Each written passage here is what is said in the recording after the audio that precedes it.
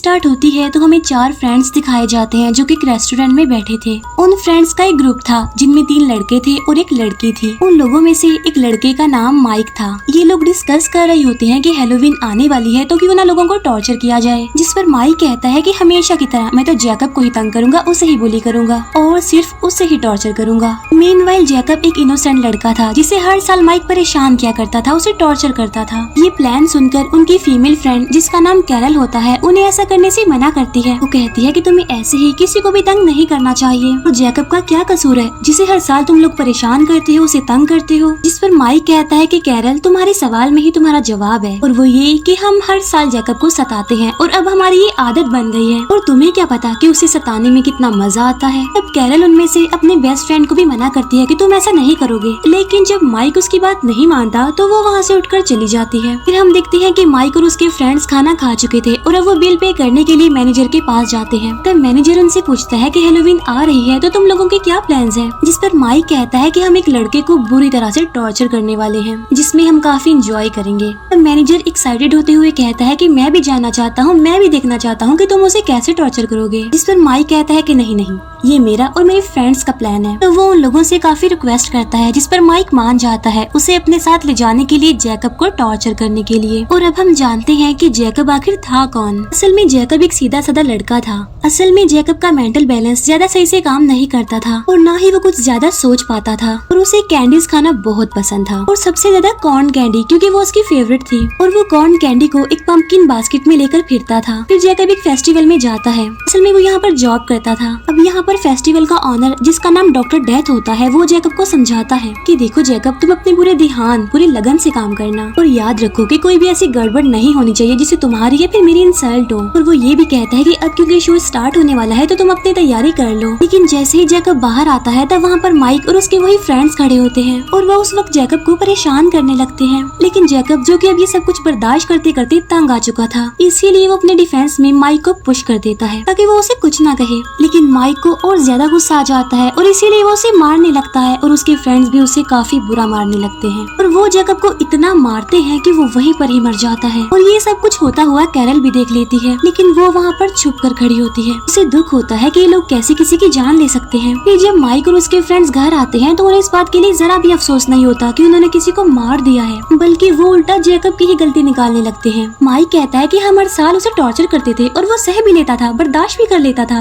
लेकिन इस बार उसने खुद के डिफेंस में मुझे धक्का दे दिया तो क्या मुझे गुस्सा ना आता? यानी वो लोग इतने जालिम थे। फिर हम देखते हैं कि कैरल बहुत बुरा फील कर रही होती है जैकब की मौत की वजह से। फिर फेस्टिवल का ऑनर यानी डॉक्टर डेथ जब ये देखता है कि जैकब को किसी ने मार दिया है तो उसे बहुत ज्यादा गुस्सा आता है कि ऐसे कैसे कोई मेरे एम्प्लॉय को मार सकता है। यहाँ पर हम ये जान पाते हैं कि डॉक्टर डेथ दिल का एक अच्छा इंसान था। वो जैकब की डेड बॉडी को उठाकर अंदर ले जाता है और फिर उसके फेस पर एक वियर्ड सा मास्क पहना देता है और इसके बाद वो उसकी बॉडी पर एक रिचुअल परफॉर्म करता है जिससे किसी की सोल यानी किसी की आत्मा उसकी बॉडी के अंदर आ जाती है। जिससे होता ये है कि वो इंजर्ड जैकब अब फिर से जिंदा हो जाता है ताकि वो लोगों से अपने मर्डर का बदला ले सके। फिर हम देखते हैं कि कैरल टाउन के शेरिफ के पास जाती है और उसे सारी बात बता देती है कि जैकब को किन लोगों ने मारा था और कैसे मारा था। जिस पर शेरिफ कहता है कि ठीक है, मैंने ये सब कुछ नोट कर लिया है, लेकिन अभी तक मेरे पास इस तरह की कोई रिपोर्ट नहीं आई। लेकिन जब शेरिफ को इस बात का पता चलता है कि टॉर्चर करने वालों में से उसका एक बेटा भी था यानी माइक, तो उसे यकीन नहीं आता कि मैं एक शेरिफ हूँ और मेरा बेटा ऐसी हरकत कैसे कर सकता है। इसीलिए वो सीधा जाता है डॉक्टर डेथ के पास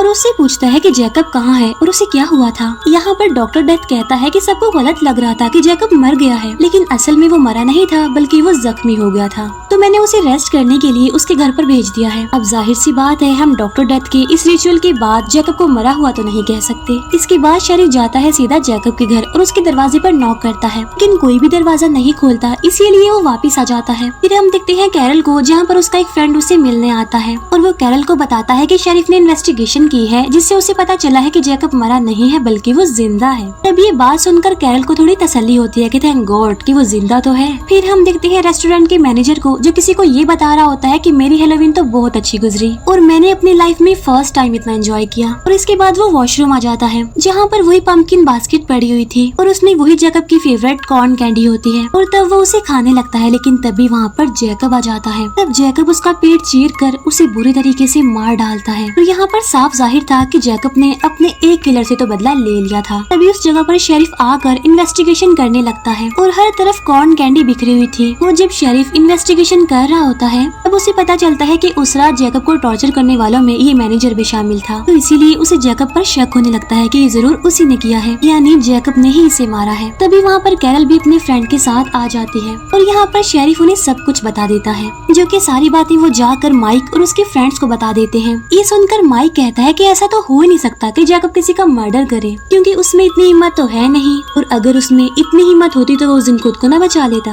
और जहाँ तक बात रही मैनेजर के मर्डर की, उसे क्या पता उसे किसी दुश्मन ने मार दिया हो।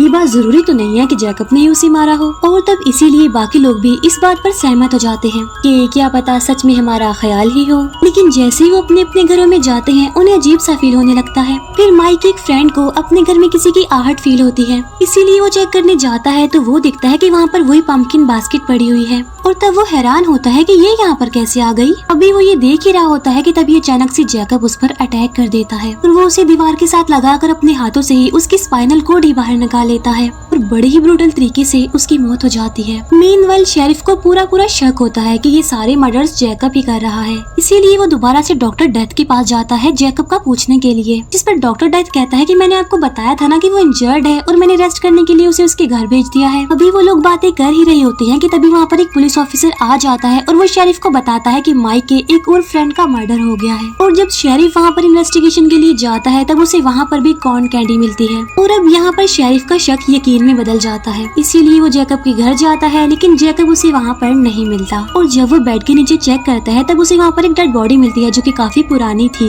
और वो डेड बॉडी जैकब की मदर की थी। इस बात को इग्नोर करने के लिए शेरिफ जैकब को ढूंढने के लिए खुद चला जाता है और वो अपने बेटे माइक को कॉल भी करता है कि तुम घर से बाहर मत निकलना, घर में ही रहना क्योंकि तुम्हारी जान को खतरा है। इसीलिए शेरिफ सिटी में होने वाले सारे फेस्टिवल्स को रोक देता है और ऑर्डर देता है कि सब लोग अपने घरों में रहें। ये बात सुनकर सबको काफी गुस्सा आता है। तभी डॉक्टर डेथ का एक वर्कर भी उससे कहता है कि जरूर कुछ ना कुछ तो है जो आप हमसे छुपा रहे हैं और जरूर इसके पीछे आप ही रीजन है, आप लोगों की वजह से ही ऐसा हो रहा है। और अब हम कमाएंगे किस तरह, कि क्या जो तुम कर रहे हो वो सही है और तुम जो भी कहोगे मैं उस पर यकीन कर लूंगा। जिस पर डॉक्टर डेथ कहता है कि हाँ मैं बिल्कुल सही कर रहा हूँ, हम जैसे गरीब लोग टॉर्चर ही तो होते आ रहे हैं और माइक जैसे बड़े लोग हमें टॉर्चर करते आए हैं और अब तो ये उनकी आदत बन गई है दूसरों को परेशान करना, उन्हें तंग करना।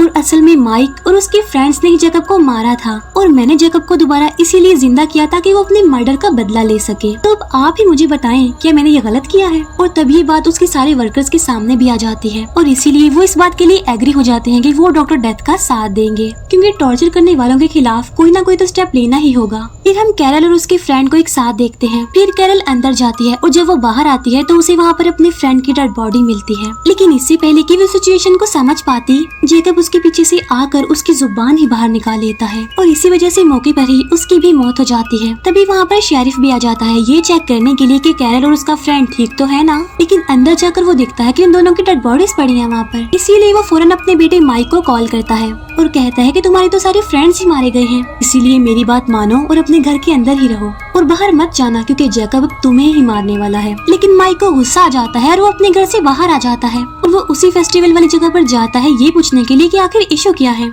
लेकिन तभी डॉक्टर डेथ का एक आदमी उसे मारकर बेहोश कर देता है। शेरिफ घर आकर माइक को ढूंढने लगता है लेकिन उसे अपना बेटा वहाँ पर नहीं मिलता, बल्कि वो डॉक्टर डेथ को वहाँ पर देखता है और उस पर अपनी गन पॉइंट कर देता है और उससे पूछता है कि चलो बताओ कहाँ है मेरा बेटा। लेकिन दूसरा वर्कर वहाँ पर आ जाता है और वो शेरिफ को मार कर बेहोश कर देता है। लेकिन तभी डॉक्टर डेथ उसका गला काट कर उसकी बॉडी से अलग कर देता है, जिससे उस शेरिफ की भी मौत हो जाती है। फिर हम देखते हैं माइक को, जब उसे होश आता है तो वो खुद को एक चेयर से बंधा हुआ पाता है और उसके आसपास कोई भी नहीं है। और तभी वो दूर से अपने फादर यानी शेरिफ की गाड़ी को आता हुआ देखता है और इसीलिए वो बहुत खुश हो जाता है कि मेरे पापा आ गए हैं मुझे बचाने के लिए। लेकिन ये उसकी भूल थी क्योंकि गाड़ी में तो उसके फादर थे ही नहीं, बल्कि उसके फादर का कटा हुआ सर गाड़ी के ऊपर रखा हुआ था, जिस इसे देखकर माइक रोने लगता है क्योंकि वो जान चुका था कि अब वो भी नहीं बचने वाला। और तभी वहाँ पर जैकब आ जाता है जो कि उसे बुरी तरह टॉर्चर करके मारने वाला था। अब जैकब उसके दोनों बाजू उसकी बॉडी से अलग कर देता है और फिर वो एक एक करके उसके सारे दांत बाहर निकाल देता है और इसी तरह वो उसे इतना ज्यादा टॉर्चर करता है कि उसे जान से मार डालता है।